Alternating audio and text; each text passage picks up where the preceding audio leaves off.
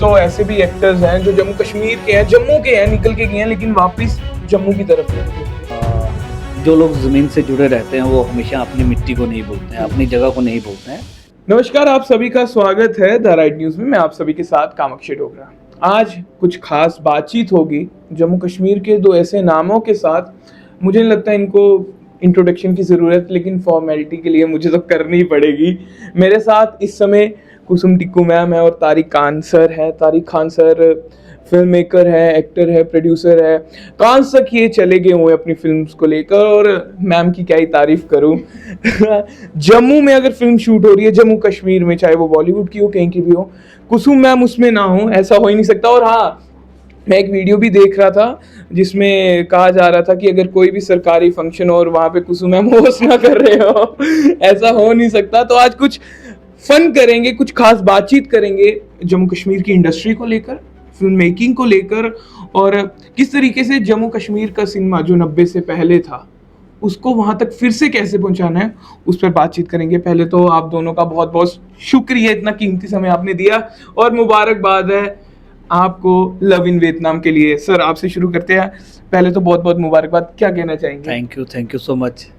मतलब कि love in Vietnam का सफर कैसा रहा और किस तरीके से ये सारा प्लान हुआ, और जम्मू कश्मीर से वो वियतनाम जाके शूट किया, बॉलीवुड की फिल्म बना दी, क्या कहना चाहेंगे इसको लेकर? मैं आपको ये बताना चाहता हूँ कि जो हमने वियतनाम में शूट किया है, और एक बहुत ही ख़ास आदमी है जिसकी वजह से वियतनाम में शूट हुआ है हमारा, और वो है कैप्टन राहुल बाली जी। क्योंकि कैप्टन साहब हमेशा हमें वियतनाम लेके जाते थे, और हम भी उस फेस्टिवल में, फ़िल्म फेस्टिवल होता है तो उसमें हम भी मजाक में कि हम लोग एक फ़िल्म बनाएंगे यहाँ पे वियतनाम में, और इंडिया और वियतनाम का कोलैबोरेशन करके एक फ़िल्म बनाएंगे। तो ये सच में जितना क्रेडिट है वो कैप्टन राहुल बाली जी को जाता है, क्योंकि उनकी मेहनत है, उन्होंने बहुत सारी मेहनत की है, और उन्होंने हमें ज़बरदस्ती बोल के कि आपने ये फ़िल्म करनी है। और कैप्टन राहुल बाली साहब हमारे पार्टनर भी हैं, प्रोड्यूसर पार्टनर भी हैं। तो वो एक मजाक में हमारा स्टार्टअप हुआ था, शुरुआत हुई थी, और आज वो फिल्म हमारी हिंदुस्तान के हर थिएटर में लगी है, लोग देख रहे हैं, लोग प्यार दे रहे हैं, और हमारे लिए इससे खुशी की बात क्या हो सकती है? बिल्कुल। मैम, आपसे जानना चाहूँगा, love in Vietnam Avneet Kaur की मम्मी का रोल कर रहे हैं, ठीक है। जब आपको कॉल आया और आपको उसके बाद पता लगा कि वियतनाम जाना है, तब क्या आपका रिएक्शन था? मेरे को एक्चुअली ये पहले पता चला कि मैं वियतनाम जा रही हूँ, ये बाद में पता चला कि मैं फिल्म में कैरेक्टर कर रही हूँ। ओके। तो राहत काज़मी जी और तारिक खान साहब का कोई भी प्रोजेक्ट होता है तो इनके ये कोशिश रहती है कि जम्मू कश्मीर के एक्टर उसमें ज़रूर हों, और जब जम्मू कश्मीर के एक्टर्स की बात आती है तो मेरा नाम उसमें इनकी लिस्ट में रहता है। बिल्कुल मैम, होना भी चाहिए। तो एक कॉल आया मुझे राहत भाई का कि आपके पास पासपोर्ट है? मैंने बोला है। तो कहते ठीक है, आपको 5 मिनट में कॉल आएगा। और दूसरा कॉल हमारी एक और इनकी कंपनी की हैं, ज़ेबा जी, वो भी इनके साथ एग्जीक्यूटिव प्रोड्यूसर हैं, और उनका कॉल आया कि कुसुम मैम फ़ोटोग्राफ्स भेज दो। मैंने कहा ठीक है। फ़ोटोग्राफ्स के बाद फिर से कॉल कट हो गया, और तीसरा कॉल आया सनम का, हमारे प्रोडक्शन देख रहे थे वो, उन्होंने कहा कि इस डेट से लेकर इस डेट तक मैम आप हमारे साथ वियतनाम जा रही हैं, और हाँ, और आपका हमने भेज दिया आगे वो सारा। तो मैंने कहा लेकिन मैं वियतनाम जा क्यों रही हूँ? कहते वो इसलिए जा रही हैं आप because you are doing a film love in Vietnam with us, and आपका जो किरदार है फरीदा जलाल की बहू का है, और हमारी जो मेन लीड है उसकी मदर का। मैंने कहा ठीक है, इट हार्डली मैटर्स कि मैं क्या कर रही हूँ, बट स्क्रीन प्रेजेंस कितनी है? उन्होंने बोला पूरी फिल्म में आपकी प्रेजेंस है, and it's a good role. मैंने कहा वियतनाम जा रही हूँ और क्या चाहिए, फिल्म कर रही हूँ इतनी बड़ी इंडियन सिनेमा की, तो आई एम इन भाई, मैं जा रही हूँ। और ये फिल्म मैं बता दूँ कामाक्ष, एक ऐसे समय पे मेरी ज़िंदगी में आई जब मुझे इस फिल्म की सख्त ज़रूरत थी। I was going through a very distress in my life, और ये रिजुविनेशन पीरियड था मेरी लाइफ का। बिल्कुल, मतलब कि भगवान ने सोच के रखा था कि मुझे वहाँ स्पिरिचुअल प्लेस पे लेके जाना, और उसके साथ काम work is always the best rescue. Sir, मैं आपसे जानना चाहूँगा, as an film maker producer, सबसे बड़ी बात होती है जब फिल्म बना दो उसके बाद उसको स्क्रीन्स मिलनी चाहिए। चाइना में इतनी ज़्यादा स्क्रीन्स मिली है, कितनी खुशी की बात है। सच में ये बहुत खुशी की बात है कि चाइना में हमें 10,000 स्क्रीन मिली है, और अभी हम इसको वियतनाम में भी शूट करेंगे। एक फ़िल्म मेकर के लिए इससे बड़ी खुशी की बात नहीं होती है कि उसकी फ़िल्म जब स्क्रीन मिले और पब्लिक जाए और देखे।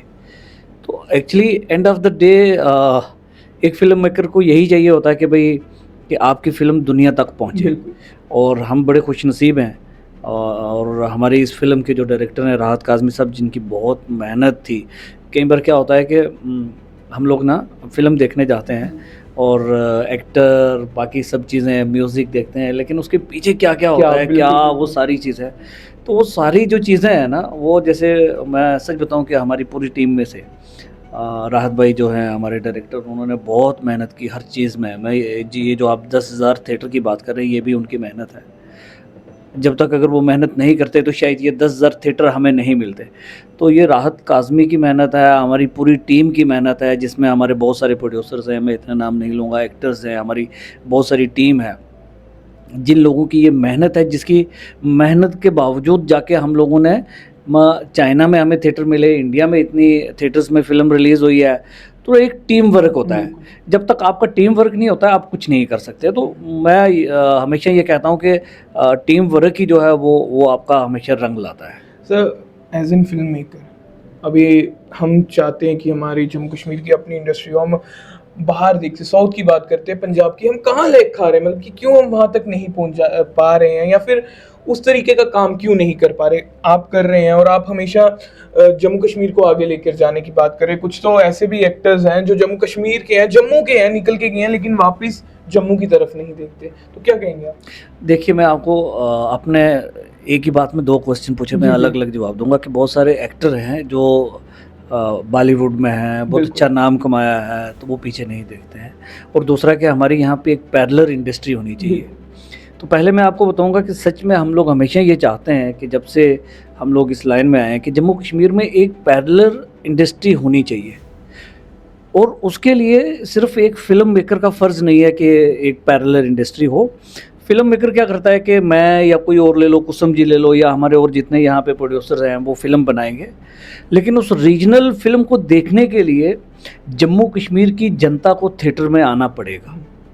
जब तक जम्मू कश्मीर की जनता, जब तक जम्मू कश्मीर के लोग थिएटर में नहीं आएंगे, फ़िल्म को प्यार नहीं देंगे, कोई फ़िल्म मेकर फ़िल्म नहीं बनाएगा। मैं तो चाहता हूँ कि साल में यहाँ पे 10 फ़िल्में बने, हर महीने में एक रीजनल फ़िल्म बने। सर, पैसा? सर, पैसा, मैं वही उसी पे आता हूँ कि जब पब्लिक आएगी तो पैसा भी आएगा। और दूसरा मैं आपको बता देना चाहता हूँ कि अभी जम्मू कश्मीर में हमारे फ़िल्म पॉलिसी बनी है, सरकार की स्कीमें हैं, देर से ही दुरुस्त मत आएगी, आज नहीं कल हमें मिलेगी। लेकिन बहुत देर से फिल्म पॉलिसी की बात चल रही है, ये कि अभी नहीं है, कि बहुत टाइम हो गया फिल्म पॉलिसी की, जम्मू कश्मीर की लोकेशंस को बढ़ावा देना है फिल्म मेकर्स को लेकर, लेकिन अभी भी कागजों में ही नजर आ रही है। मतलब कि हकीकत में आपने इतनी फिल्में बनाई, आपको कितना फायदा मिला उसका? देखिए, मुझे लगता है मिलना चाहिए, उम्मीद जो है वो हमेशा रखनी चाहिए। ये अलग बात है कि अभी बहुत सारे हमारे लोगों ने फ़िल्में बनाई, रीजनल फ़िल्में बनाई, पैसा नहीं मिला है, पॉलिसी का कोई फ़ायदा नहीं हुआ है हमें। बट मुझे उम्मीद है गवर्नर साहब से, मुझे उम्मीद है उमर अब्दुल्ला साहब से, हमारे चीफ मिनिस्टर हैं। अब वो जगह जगह पे जाके लोगों को बोल रहे हैं कि भाई आप कश्मीर में आइए, शूटिंग कीजिएगा। शायद आज नहीं कल एक दिन सरकार को या जो हमारे ब्यूरोक्रेट से देखने वाले हैं उनको थोड़ा सा एहसास होगा कि यार हमारे स्टेट में भी फिल्में बननी चाहिए। और मैं आपको बताना चाहता हूँ कि रीजनल सिनेमा की अगर बात करेंगे हम, तो जब तक सरकार और हमारी यहाँ की जनता सपोर्ट नहीं करेगी, हम रीजनल सिनेमा को स्टैंड नहीं कर सकते हैं। तो उसके लिए हमारे जो मेकर्स हैं, हमारे जो जितने एक्टर्स हैं, उन सबको इकट्ठे मिलकर हम लोगों को एक प्लेटफॉर्म बनाना पड़ेगा कि जहाँ पे हमारी रीजनल फिल्में बने, बिके और लोग दोबारा से फिल्में बनाएं। जब तक अगर हमारी सरकार हमारी सपोर्ट नहीं करेगी तो हमारे रीजनल फिल्म मेकर कहाँ से फिल्म बनाएंगे। तो इसके लिए मैंने आपको बता दिया। अब आपने पूछा था कि बहुत सारे एक्टर्स हैं जो ऑफ कोर्स बॉलीवुड में अच्छा नाम है उनका, लेकिन पीछे मुड़ के भी नहीं देखते। अगर हम बात भी करेंगे ना उनसे कि हम कुछ ऐसा जम्मू में करने जा रहे हैं, वो देखेंगे ही नहीं, ऐसे इग्नोर करेंगे कि कभी वो यहाँ से थे ही नहीं। देखिए, जो लोग ज़मीन से जुड़े रहते हैं वो हमेशा अपनी मिट्टी को नहीं भूलते हैं, अपनी जगह को नहीं भूलते हैं। मे बी उनको थोड़ी देर के बाद समझ में आ जाए कि हम जम्मू कश्मीर के हैं और हम जम्मू कश्मीर के रहने वाले हैं। जब हमारी इंडस्ट्री पैरेलल इंडस्ट्री बन जाएगी तो शायद उनको भी एहसास होगा। लेकिन हमें क्या करना है कि हमें उनको नहीं देखना है, देखो क्या होता है कि कोई आदमी गलत भी हो सकता है, हर एक घर में ना, एक घर में 4 भाई हैं तो सारे एक जैसे नहीं होते हैं, तो इसलिए हमें वो भी हमारा ही पार्ट है, भले ही वो जम्मू कश्मीर को अवॉइड करते हैं, नहीं देखते हैं, लेकिन part of the Jammu Kashmir में। तो मैं ये चाहता हूँ कि उन लोगों को जब हम थोड़ा सा स्टैंड करेंगे, जब हमारी इंडस्ट्री थोड़ा स्टैंड करेगी, तो शायद फिर वो वापसी हमें ज़रूर देखेंगे। तो मैं ये चाहता हूँ कि हम पहले अपने आप को स्टैंड कर लें, जम्मू कश्मीर की इंडस्ट्री को स्टैंड करें, ताकि कल हमारे में हम में से कोई उनको जाके बुलाए कि यार प्लीज़ आप भी जम्मू कश्मीर के हिस्से हैं, तो आप भी यहाँ पे आइएगा। सर मैं आपके पास वापस फिर से आऊँगा। मैम, आपने हर एक लैंग्वेज में काम किया है, कश्मीर में कश्मीरी में काम किया है, डोगरी में भी काम किया है। अभी भी कश्मीर के और जम्मू के मतलब कि अलग अलग किया जाता है, चाहे वो फिल्म में हर एक चीज़ में हो। अभी भी देखा जाता है कि कहा जाता है कि अभी भी जम्मू का सिनेमा ना उस लेवल पे नहीं कर पा रहा, बात अभी भी होती है। और जो रियलिटी आप कश्मीर की फिल्म्स को देख लो, सॉन्ग ऑफ पैराडाइज अभी आई है, उसका काम वैसे हम जम्मू वाली क्यों नहीं कर पा रहे हैं? मतलब कि आप एज एन एक्टर क्या कहना चाहिए? नहीं, मैं यहाँ पे एक बात ये ज़रूर कहना चाहूँगी कामाक्ष, मुझे लगता है कि फ़िल्म ही वो माध्यम है, आर्ट हमारे सीरियल्स वगैरह ही वो माध्यम है जहाँ पे जम्मू और कश्मीर एक दूसरे से जुड़ा हुआ है, अलग अलग नहीं समझता खुद को। अभी भी फिर भी देखने को मिलता है डायरेक्टर नहीं, हाँ, हमारी हर साल एक से ज़्यादा रीजनल फिल्म्स आती हैं। समय बदल रहा है। पहली फिल्म में मतलब लोग आते हैं, सबसे बड़ी त्रासदी हमारे साथ ये होती है कि हमारे को स्क्रीन्स नहीं मिलती, क्योंकि डिस्ट्रीब्यूटर के पास स्क्रीन्स होती हैं, तो फर्स्ट प्रायोरिटी जो हमारी रीजनल फिल्म्स को मिलनी चाहिए वो नहीं मिलती। दूसरा, जब हम फिल्म्स प्रोड्यूस करते हैं, किसी तरह से प्रोड्यूसर पैसा अरेंज करता है, फाइनेंशियली मतलब वो थोड़ा डाउन भी चला जाता है, बट फिर भी वो पैशन जो है फिल्में रिलीज़ कर देता है, और उसके बाद ऑडियंस का वो मतलब पैशन नहीं रहता, रिस्पॉन्स नहीं रहता, तो वहाँ पे कहीं ना कहीं हताशा होती है। बट टाइम इज़ चेंजिंग, क्योंकि इस बार मैंने देखा कि लव इन वियतनाम के टाइम मेरे रिलेटिव्स ने, जितनी भी मेरी फैमिली है, मैं अपनी फैमिली से शुरुआत करूँगी, किसी ने मुझसे ये नहीं कहा कि कुसुम पासेस हैं, गोल्डी टिकट्स मिल सकती हैं। सब लोग गए खुद से पैसे खर्च करके और मुझे वहाँ से शूट करके भेजा कि गोल्डी हम फिल्म देखने आए हैं। हाँ, तो मुझे इस बात की खुशी है कि थोड़ा समय चेंज हो रहा है, लेकिन फिर भी मैं जम्मू के और at the same time Kashmir के भी लोगों को बोलूँगी कि जब आपकी फिल्में यहाँ पे लगती हैं, देखिए ये हमारा अभी बीज बो रहे हैं हम लोग, चंद लोग हैं, फिल्में बना रहे हैं, पैसा जुटा रहे हैं, लगा रहे हैं, बीज बो रहे हैं, तो इसको पेड़ आप लोग बना सकते हो। फिल्में देखिए, मैं कहती हूँ कि रिव्यू के लिए हमेशा हर प्रोड्यूसर, डायरेक्टर, एक्टर को रेडी रहना चाहिए कि अच्छी है या बुरी है, वो आपका हक है बताना कि भाई तुम्हारे से ये कमी रह गई है, तो हम कोशिश करेंगे कि अगली फिल्म में हम इसे चेंज कर लें, बेहतर करें। लेकिन पहले आप निकलिए तो सही घरों से, थिएटर तक तो पहुंचिए, इस बीज को जो है पेड़ तो बनाइए। आज हमारी बाह पकड़ लीजिए, हमारी बाह को इतनी मजबूत कर दीजिए कि 5 साल, मैं कहती हूँ सिर्फ 5 साल हम लोगों का साथ दीजिए, गवर्नमेंट हमारा साथ दे, एडमिनिस्ट्रेशन हमारा साथ दे, लोग हमारा साथ दें। 5 साल के बाद हमारी इतनी मजबूत बाह हो जाएगी कि एक फुल फ्लेज्ड इंडस्ट्री हम देंगे यहाँ के लोगों को, और हम लोग अच्छा काम करके दिखाएंगे। आपकी पैरेलल इंडस्ट्री, जिस तरह से आप पंजाब की बात करते हैं, साउथ की बात करते हैं, वो इंडस्ट्री आपके यहाँ भी आएगी, और आप भी सर उठाकर फख्र से कहेंगे कि yes, this is my Jammu Kashmir film industry. मैं सर आपसे जानना चाहूँगा 90s से पहले ऐसा कोई फिल्म नहीं होती थी जो जम्मू कश्मीर में ना बने। फिर उसके बाद बहुत ऐसी जम्मू कश्मीर में बहुत कुछ फेस किया है, वो हम बता भी नहीं सकते, ना ही समझा पाएंगे। अब कितना टाइम और लगेगा वो वाला दौर वापस लाने में आपके ख्याल से, एज एन फिल्म मेकर? मैं आपको बता दूं कि कश्मीर ने बहुत बुरा वक्त देखा है, और मेरा मानना है कि बुरा वक्त हमेशा नहीं रहता है, ये कुछ टाइम के लिए होता है और फिर ख़त्म हो जाता है। अब जम्मू कश्मीर के बहुत अच्छे हालात हैं, अच्छा वक्त आने वाला है, बल्कि आ चुका है हमारा। अभी मैं आपको बताने जा रहा हूँ कि हमारी कुछ देर फिल्में शूटिंग नहीं हुई, बिल्कुल। उसका ये मकसद नहीं था कि हमारे यहाँ पे दोबारा से फिल्में नहीं होंगी, नहीं होगी। बट अभी दोबारा से स्टार्ट हो गई हैं। अभी हमने एक फ़िल्म शूट की है सिला करके, और सलमान भाई भी आए थे, उन्होंने शूट की। कुछ बिल्कुल, और बड़े बिल्कुल, बहुत सारे बिल्कुल, मेकर आए हैं बहुत जिन्होंने मेकर फिल्में हैं। शूट की हैं। तो मुझे लगता है कि अब दोबारा से कश्मीर में शूटिंग स्टार्ट हो गया और लोग आना चाहते हैं और लोग समझते हैं चीज़ों को कि भाई कश्मीर में कितने हालात ख़राब हैं। मुझे नहीं लगता है कि मैं अभी शूट करके आया हूँ कि कश्मीर में कुछ ऐसा मुझे फ़ील हुआ कि भाई हमें शूट नहीं करना चाहिए। हमने गुलमर्ग किया, श्रीनगर में किया और बहुत सारी जगहों पे किया, तो अब हालात ठीक हैं। अब ऐसा दिक्कत नहीं है हमारे कश्मीर में कि हम शूट नहीं कर सकते हैं।